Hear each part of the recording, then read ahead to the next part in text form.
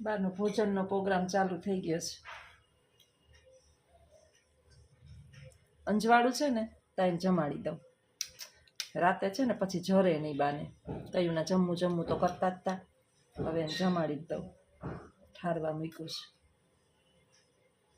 હાથે તો હવે જમાડવા જ નહીં. ચૂરમું કરી દીધું છે. પછી ભૂખ મરી જાય ને, ઘડીએ ઘડીએ ભૂખ કરતા હોય ને પછી આપણે દઈએ નહીં કે અંધારું થાય ને થોડોક દી આથમે ને હવે ભગવાન ભલું કરે. એમ કે સંધ્યા સમયે છે ને ભગવાનને ભોગ લગાડાય. બા અમાર ભગવાન જ છે. હવે મંદિરમાં પૂજા તો થતી નથી કારણ કે સવારમાં છે ને અજીત પૂજા પાઠ કરી લઈએ. પછી હાંજે જો રોંઢે નાવાનો વારો આવી ગયો હોય તો ધૂપ દીવા કરી શકું, નહીં તો ન થાય ધૂપ દીવા. કારણ કે દિવસની અંદર મેં છે ને વધારે વખત બાના ટોયલેટ બાથરૂમ સાફ કર્યા હોય. પછી નાવાનો વેત આવ્યો હોય નહીં. બા કેવડું મોઢું ફાડે દેખાય છે. હું રાહ જોઉં કે અસલ ચવાઈ જાય ને. દાંત નથી પણ પેઢાથી છે ને ગલઢાવના પેઢા બહુ મજબૂત થઈ ગયા હોય અને એને છે ને રોટલી સરસ આમ ચૂરમું કરી દીધું છે એકદમ, એટલે આમ ઓગળી ગઈ છે એટલે વાંધો ન આવે. અને આ પહેલાંના સમયમાં ગલઢા છે ને વધારે પડતો રોટલો ખાતા અને અમારા બા રોટલા નડતા જ નથી, રોટલી જ ખાય.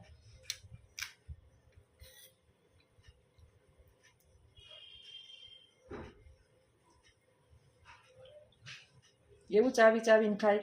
રોટલી મેં એકદમ કૂણી માખણ જેવી 4-5 એના પૂરતી જ ગરમ કરી નાખી.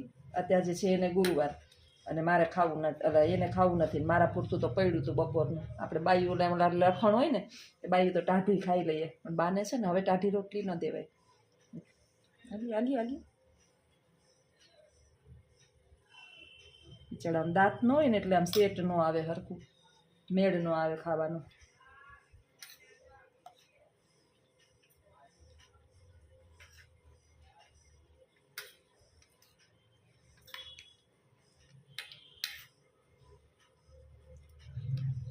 વાલા મારો શ્યામ મેં તો પકડો તારો હાથ, મને દેજો સદા સાથ હો. વાલા મારા શ્યામ મેં તો પકડો તારો હાથ, મને દેજો સદા સાથ હો. તારા દર્શન માટે આંખ તરસે છે, તારા દર્શન માટે આંખ તરસે છે. સમરું મારા શ્યામ મારા રુદિયા કેરા, રામ મારા અંતરના રામ હો. વાલા મારા શ્યામ, વાલા મારા શ્યામ મેં તો પકડો તારો હાથ, સદા દેજો મને સાથ હો. કરુણાનો સાગર વાલો અંતરયામી, કરુણાનો સાગર વાલો અંતરયામી. ભવના મારા દુઃખ હરનારા, દીનાનાથ સમરું તમને કરુણાના કરના રે મારા રુદિયા કેરા રામ હો. નવરા હોય ને પછી બેઠા બેઠા ભજન કીર્તન આમ કરી રાખવાનું. મંદિરની સામે ઊભીને ભગવાનનું નામ નહીં લેવાનું. ભાગ્યમાં હોય તો કાંઈ વાંધો નહીં. અમારા ગાય માતા આવી ગયા છે અને ખાવાનો ટાઈમ થઈ ગયો છે. ચાપલી બેન હજી જોયા નથી ગાય માતાને, નકર હમણાં તગડે. હવે બાને જમાડી લઉં તો ગાય માતાને એકાદી રોટલી 1-2 આપી દઉં. અમારે છે ને આની બહુ એવા કર્યા છે. 10-15 ગાયું, એટલા કૂતરા, એક અમારો ચાપલું, એક બીજું ચાપલું છે ઈ. એટલે મારે છે ને રોટલીનો તો આગો જ રાખવો પડે, નહીતર બિચારા નિહાહા નાખીને જાય આંગણેથી. એક બદુડિયા 2-3 છે ઝીણકા હાવ દોઈને કાઢી મૂકે. છોકરા હજી વાછડા હાવ જ્યાં ઝીણકા હોય ને ત્યાં કાઢી મૂકે. માણસની અંદર હાવ સ્વાર્થ ભરીને વણાઈ ગયો છે. દૂધના હગા છે, ઢોરના હગા નથી.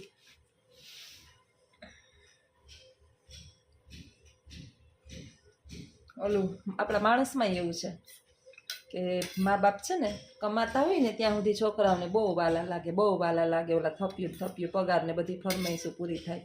નિવૃત્ત કોઈને ગમતું નથી. આવક હોય ને એ બધાને ગમે, બેઠું બેઠું ખાતું હોય પછી ભારરૂપ લાગે.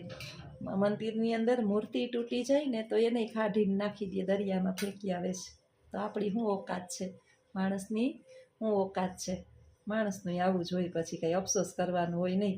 પશુ ને પક્ષી ને માણસ ને બધા હરખા જ છે. સ્વાર્થ ભરેલી આ દુનિયામાં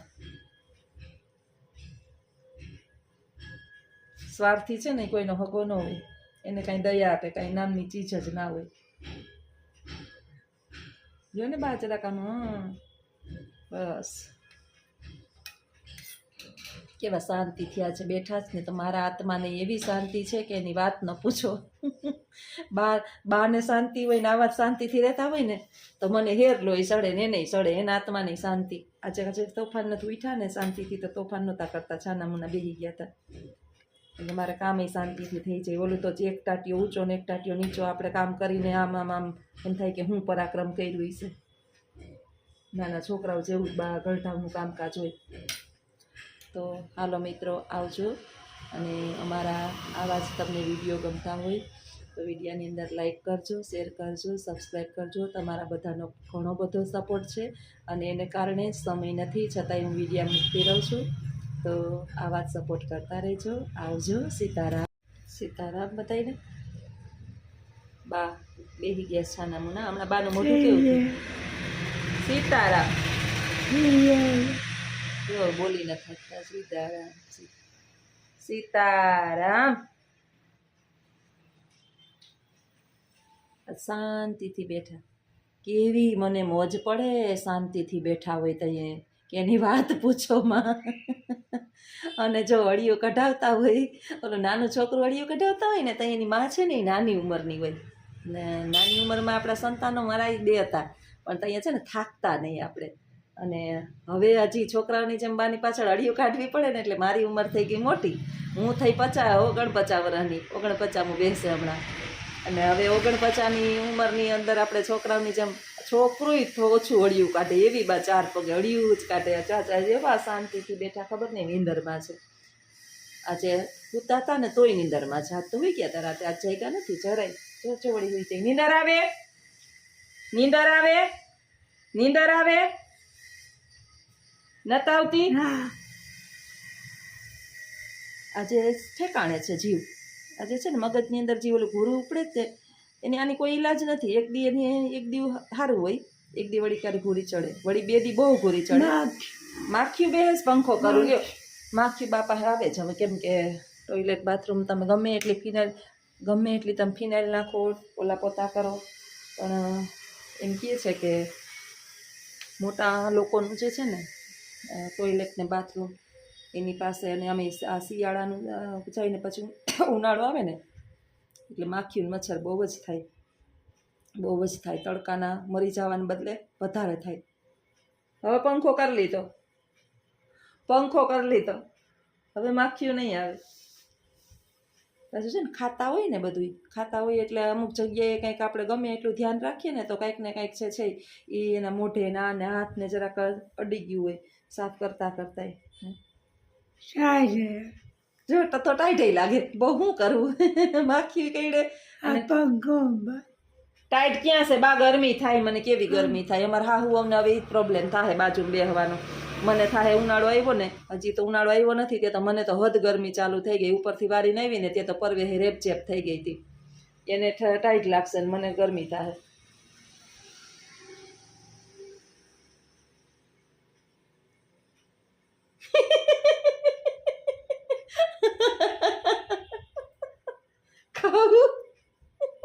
ભૂખા થયા. કેટલા વાગ્યા કહું? હજી તો 6 થયા. સાંજના 6 ને 10 થાય. બોલો તા ભૂખા, ભૂખ લાગી ગઈ. જો ભૂખા હોઈ ગયા.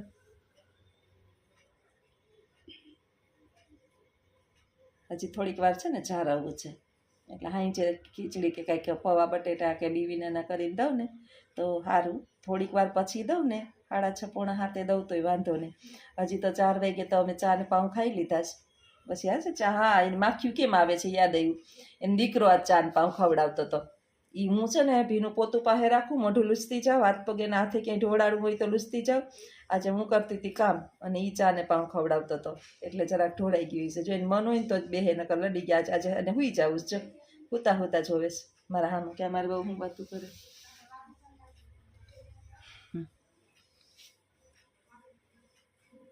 ઘટપણ બહુ દોયલા છે પ્રભુ, જાજુ જિંદગી બહુ દે છે. એમાં એક બેન કહેતા હતા કે ખબર નહીં કોને કમેન્ટ કરી હતી કે બા જે છે ને સ્વર્ગ સીધાવે ને એનો વિડીયો ઉતારજો. અરે બેન ત્યારે હું અહીંયા હોય વિડીયો ઉતારવાની અમને? આ કાંઈ આ કહીએ મર કહીએ મર વાસીએ નહીં, અમને બોજરૂપ નથી બા જરાય. આ તો એને ભોગવવું પડે છે ને. એના મારા એક મોટા નણંદ છે, એ બિચારા આવ્યા હતા.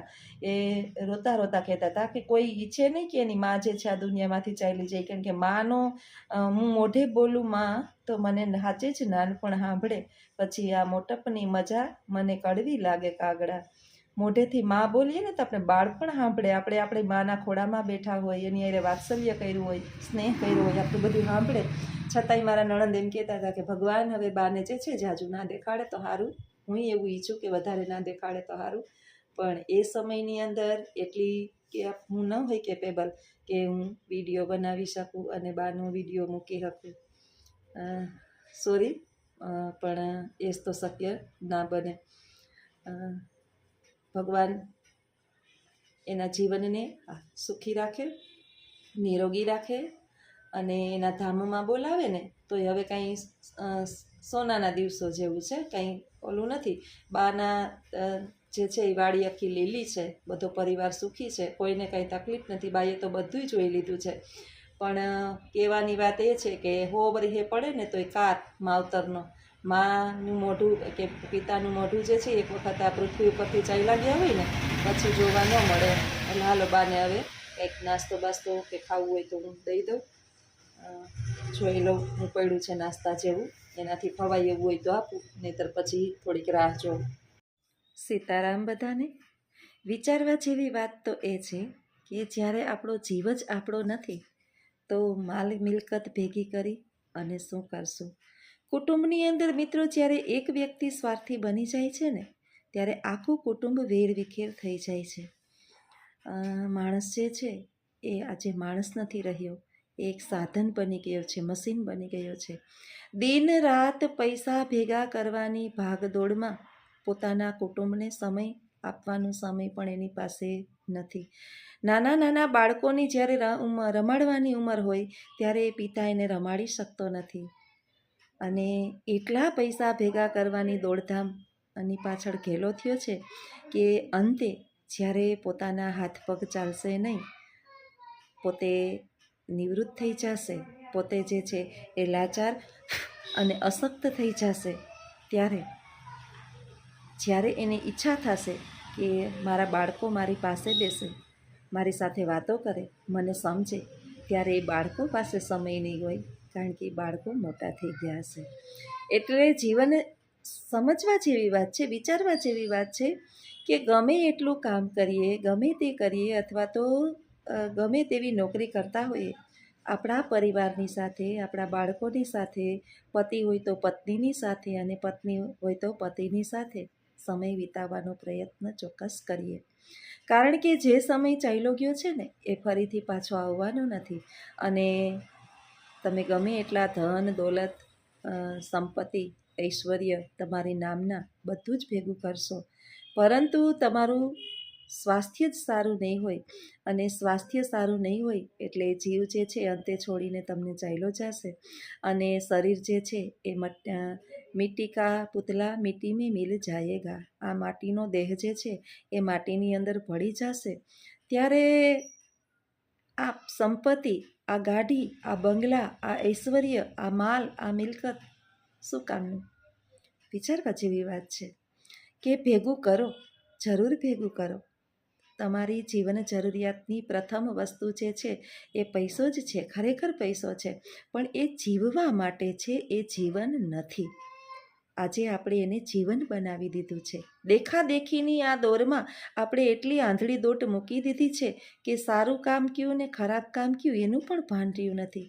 ભ્રષ્ટાચારીથી ભેગું કરવું, બેઈમાનીથી ભેગું કરવું, કોકના જીવ બાળીને ભેગું કરવું, કોઈ પાસેથી છીનવી લેવું, કોઈને લૂંટી લેવું, કોઈની સાથે વિશ્વાસઘાત કરવો, કોઈની સાથે દગો કરવો, છેતરપિંડી કરવી.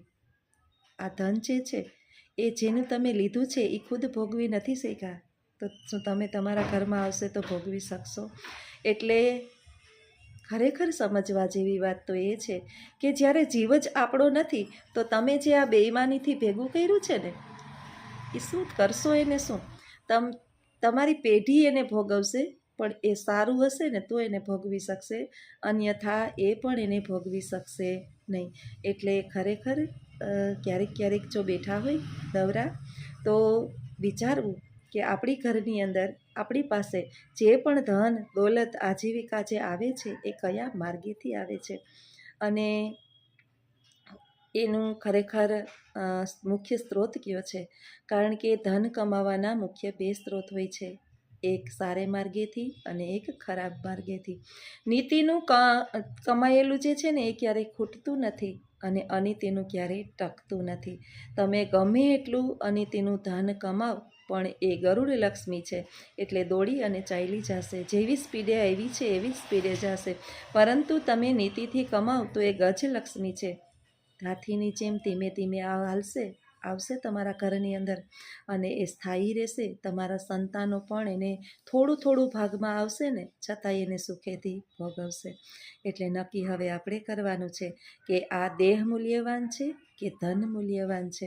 પૈસા ખર્ચવાથી આ દેહ નહીં મળે, પરંતુ તમારો આ દેહ હશે ને સારો અને સલામત તો પૈસા ચોક્કસ મળી જશે. એટલે દેહ જ આપણો નથી, એને પણ આપણે છોડીને જો ચાલ્યું જ જવાનું છે. રિટર્ન ટિકિટ કન્ફર્મ છે, પાકી જ છે. તમે ગમે એટલું કમાશો છતાં પણ રિટર્ન ટિકિટ કન્ફર્મ છે, મૂકીને જવું છે. એટલે જેટલી મોહ માયાની અંદર આપણી મનસા, આપણી લાલસા, આપણી ઈચ્છા ઓછી, એટલું જ જીવન જે છે એ સરળ અને સહેલું છે. તો આવા જ મારા વિચારો અને મારા વિડીયો જો તમને ગમતા હોય તો ચોક્કસ કમેન્ટ બોક્સની અંદર જણાવજો. આવજો. સીતારામ. સીતારામ બધાયને. બાનું સાંજનો ભોજનનો ટાઈમ થઈ ગયો છે અને બા માટે બનાવ્યો છે આજે દૂધ પાક. તો હાલો બધાય દૂધ પાક ખાવા. બા દૂધ પાકમાં મોઢું અંદર વાટકાની અંદર ભરાવી જાય છે અને મારે ઘડીએ ઘડિયા ઊંચું કરવું પડે. હાઈજના સમયમાં છે ને કાયમ ખીચડો ન ભાવે, એટલે કંઈક નવીન. તો હજે વળી બનાવ્યું દૂધ પાક.